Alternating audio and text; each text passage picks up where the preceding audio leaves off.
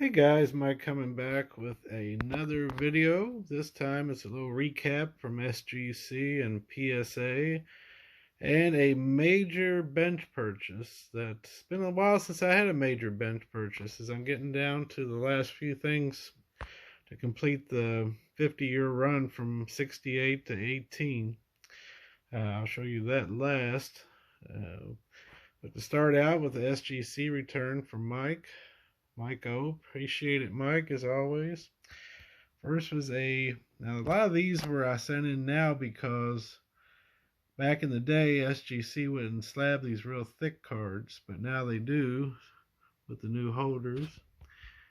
This is a 2019 Flawless Hank Greenberg Legendary Materials.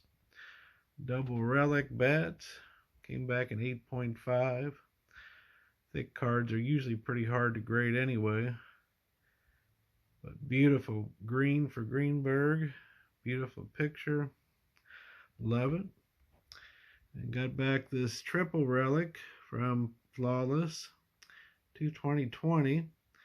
This one's got Ted Williams, Hank Greenberg, and Yogi Berra. Looks like a jersey or swatch or pen swatch from Ted. The customary bat from Hank. And from Yogi, if you look inside, you can see a pinstripe on that one. That's number 2 of 5. So happy with that. And then I got back this 2019 Flawless triple with Ty Cobb, Hank, and Al Kaline. Came back at 10, which is very unusual for these thick cards like that. I bought normally I get green for Greenberg, but I got the number to 15 with the dark blue. Since this is a Tigers card, I thought it looked good with the blue borders on the relics. And it looks awesome. So thanks, Mike O, for another return. Got another card going here in this bench card, so I'll show you that in just a moment. I got 2 pieces back from Manny. Thanks, Manny, as always. This is a government postcard. The neat thing about this government postcard, it's got a nice bold signature. Best wishes, Hank. And also on the back, his last year was 1947 in Pittsburgh, as I've talked about many a time. His last game ever as a baseball player was on September 18th, 1947. And to say he had a happy time in Pittsburgh, as far as baseball goes, would be an overstatement.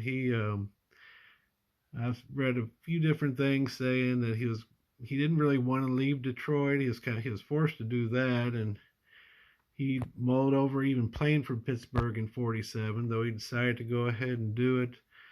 But based on what I've read, I don't think he enjoyed it very much. He had a pretty good year. Hit 25 home runs, but I don't think he was happy there. And after the season was over, September 18th, was his last game. I assume this postcard is from Pittsburgh. I assume he was probably heading out the door and dropped these in the mailbox because I would think he was ready to get out of town at that point and get back home to, I believe, New York at the time. But it is dated September 30th, 1947. So it's kind of neat to think that he filled this or mailed this for this Paul Gibbons with it less than 2 weeks after his final game as a Major League Baseball player. So very cool piece, I think. Glad to get that back. This is a larger piece. This was a gift from Brian at a national we went to. Gosh, it's probably been 4 or 5 years ago now. Finally decided to get it slabbed up. It's on a piece of stationery from the Detroit Leland Hotel.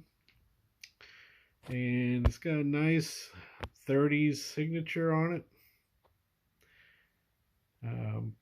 I'd say probably mid to late 30s, I would guess. And just a nice piece. Thank you, Brian, for that. Really like that. And now for the big piece. This is a 1970 candy lids. This is another one of the 1970s test issues that Topps did. They did do another test issue in 72 for these, and then in 73 they finally released an official version. But this is the 1970 test issue.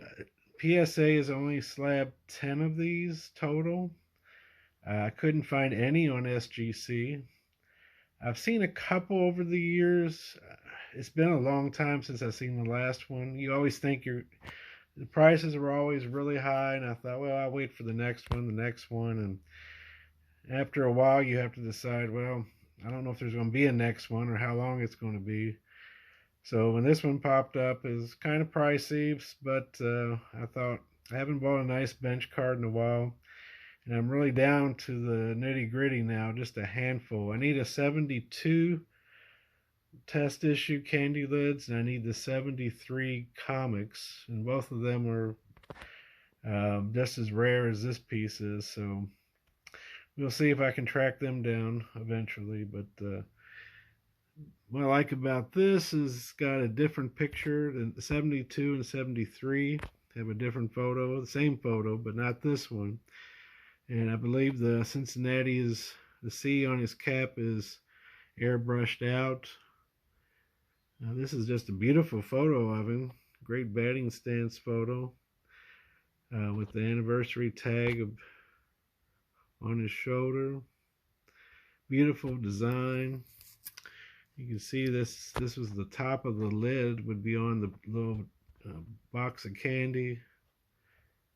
And when you pulled it off and you turned it around, you see what player you got. So for only a PSA to have slabbed 10 of these over all this time is just kind of let you know how rare these are.